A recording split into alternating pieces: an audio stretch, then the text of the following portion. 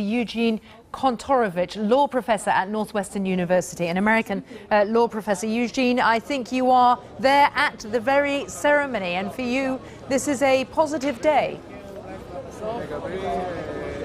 Yeah, indeed. This rectifies a long-standing absurdity where no nation in the world recognized any part, not just the eastern part of Jerusalem, as Israel's capital. And this second-class status for Israel, where its capital city is up for debate, is now ending. And that's very important. It's also important that, as you said, the United States is recognizing Israeli claims to the entire Jerusalem, a unified Jerusalem, and the international consensus is now out the window. So you believe this sets a precedent and many others will follow? So already we see two countries are moving their embassies in coming weeks, and with the U.S. leadership, I think many more are going to follow, because the notion that Jerusalem is not part of Israel, is not the capital of Israel, was always a farce. It was always a joke that everyone knew wasn't real. And when President Trump pointed this out, it's like the emperor has no clothes. Everyone recognizes it, and this kind of leadership is going to fracture what was an ossified and fragile consensus. Was the notion that Jerusalem was a shared We'll be speaking space? of a different consensus.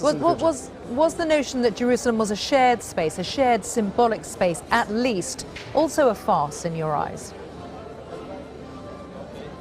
Jerusalem is a shared space. Jerusalem is perhaps the only city, the only major city in a Middle Eastern country where people of all religions can come and pray, can worship safely. This was not the case under Jordanian rule, under the previous Arab rule. Jerusalem is completely shared by its citizens and inhabitants. Christians, Muslims all come and pray here, and that has only been possible under Israeli sovereignty. The Jewish holy sites currently under Palestinian control, Jews cannot visit there easily or at all.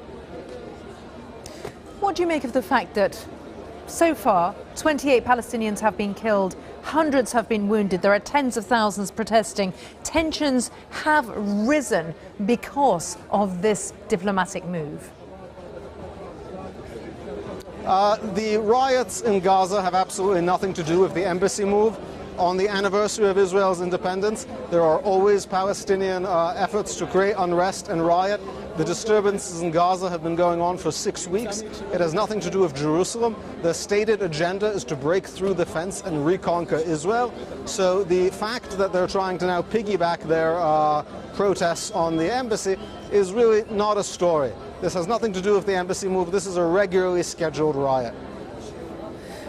Eugene Kontorovich, thank you very much, and we will be covering the ceremony to open the U.S. Embassy in Jerusalem when it takes place. Now, here's an unusual line. Donald Trump is concerned about